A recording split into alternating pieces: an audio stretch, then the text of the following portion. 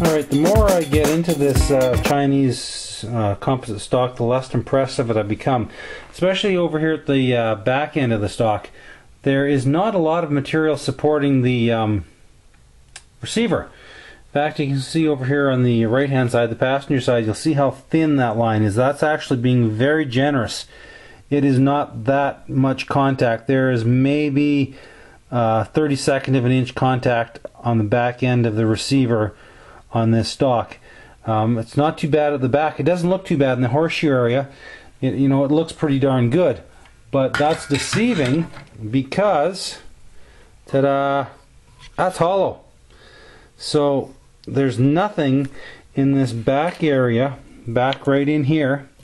There's no possible way you can get any kind of bedding contact on that. You can't take it down at all because there's no material down underneath there to take it down.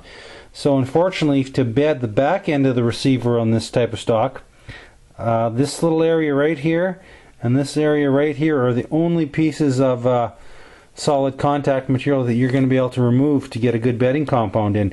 So what I believe I'm going to do is probably going to notch this area down, notch this here, and notch this here on both sides, and then put square it out, and then put a piece of aluminum across here, or brass, a solid piece, and then put it down a little bit deeper, and then I'll be able to put the bedding compound right on top of that, so I can have a nice solid shank. I'll probably put a couple of pins on each post, a solid piece of aluminum or brass, and then that'll give me a nice solid feature to get the bedding on the rear receiver. There's lots of meat up in the front, so a person will be able to I'll be able to remove most of this material in here on both sides. I'll knock that right down and then put the bedding compound in that for get a nice solid stock. Nice solid contact. When you look at this, you can basically see daylight right underneath the receiver, right along both lines, both sides of the stock. So there's virtually no contact back here. So you're not going to get any consistent accuracy. Doing it all over again, I'd probably just find a US GI stock, a good solid US GI stock, or even a Boyd's wood stock. That'll be my next project. But that's the way this stock looks. If this was solid, it would sure add a lot more weight and stability. So that's not the best thing in the world, but I'll make do. All right, more later as it comes up, guys. Hey guys, okay, we're getting back onto the bedding of this M14 Chinese M305. Now the big thing is when you're bedding one of these, and with any type of bolt action rifle, you want to scribe a sharp line to where you want to cut it out. Now the reason you want to do that is keep it nice and sharp. I'll be using a black epoxy putty in here so you won't see it, but sometimes if you're using a wooden on a wood stock, you're going to want the nice sharp edge. Nice sharp demarcation line where you're grinding. So you just want to basically use a nice sharp knife, cut it in there nice and clean. Now, really a Dremel tool is the only thing I found that really makes this easy enough to do for the average Joe. Sure, you can probably do it with a chisel and knives and stuff, but honestly, the Dremel tool just makes it so much simpler. So if you need to borrow one or go out and buy one, even for a few bedding projects, go ahead. I've got one, a Dremel with a shaft on. It makes it a lot easier. So what you want to do is you get your Dremel tool going, and you just start biting down into the stock, keeping up against that demarcation line.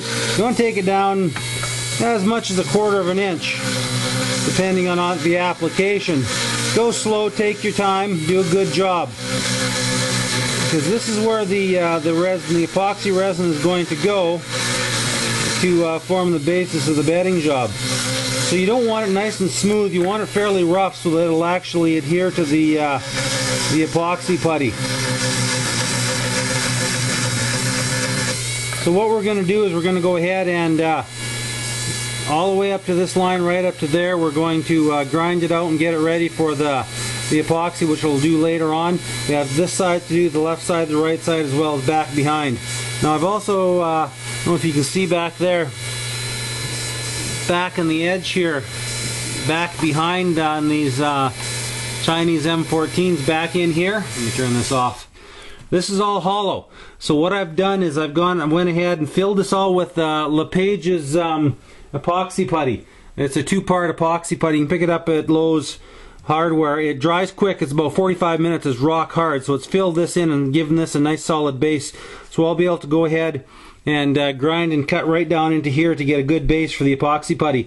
I may even put a brass bridge across here, which I probably will, to give it a little extra more bite. And we'll go ahead and finish all this out and get it ready for the epoxy putty.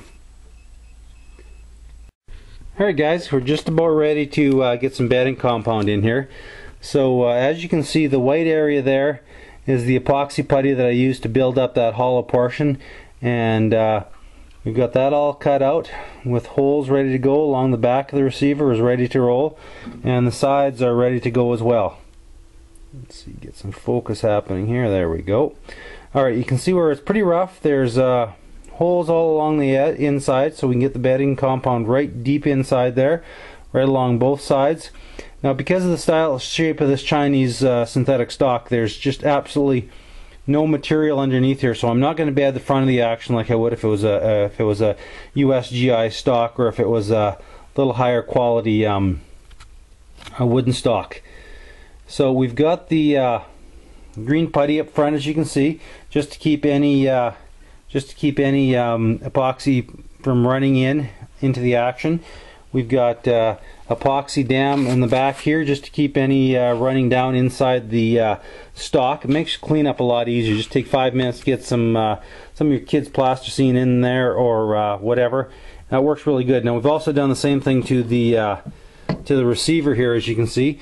I filled the back up with plasticine. We've put a big block here right in there as well. That's all filled with plasticine, because remember, the bedding compound is going to be coming and running right along this ridge right in through here, so we want to have that nice and any of the holes cleaned up. We don't want to have to be mucking around trying to get clean up or glue our action to the stock. And we've done the same thing to over here. This is pretty much all ready to roll. I just need to get some release compound on there, and next shot we're going to be putting down some of the Brownell's epoxy to bed it, and we'll be ready to go. Alright, later guys. Alright guys, this is what we're going to be using, the Acroglass by Brownell's. This stuff, I've been using this for years. It's always treated me real well. The release agent works good. Just follow the directions. I usually just use a smallish brush, not too big. This is a number 2 brush. And the big thing is, what you want to do is cover everything. You can see the shiny where it's picking up the light. That's where the release agent is. So give it a nice light coat. You don't have to get crazy with it.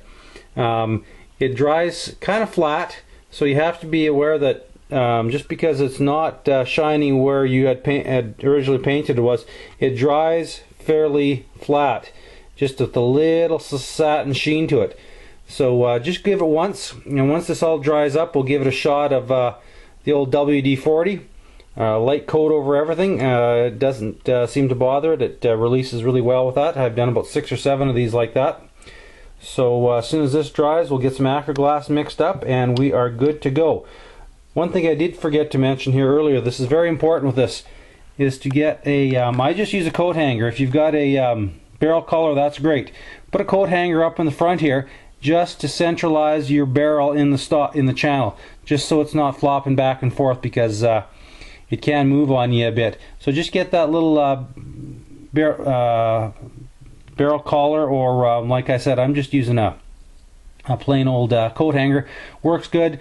The barrel's going to sit just nice and snug in there and keep it from any movement, so we can get the stock nice and solid. Alright guys, we'll get mixing some Acroglass here in a couple shakes.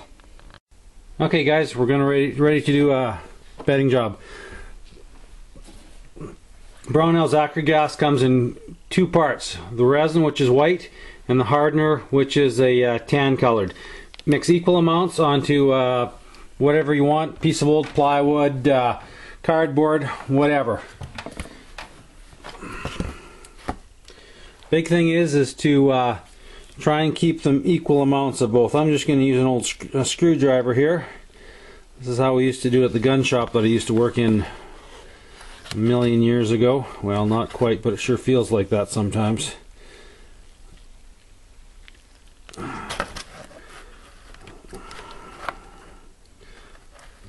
bit much.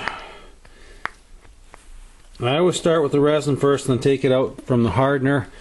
The big thing with this job is wear old clothes, rubber gloves, have your WD-40 handy, a couple of rags, and keep everything nice and neat and tidy. So then we get the hardener in. The hardener is much creamier than the resin, so it'll input a little bit of softness into your resin. So like I say, equal parts. Mix it all up so it's a standard color. Now we're going to dye this black. I like to put the black in, the paint in, after it's mixed. So we'll get this mixed up and get some color to it and we'll start laying it down.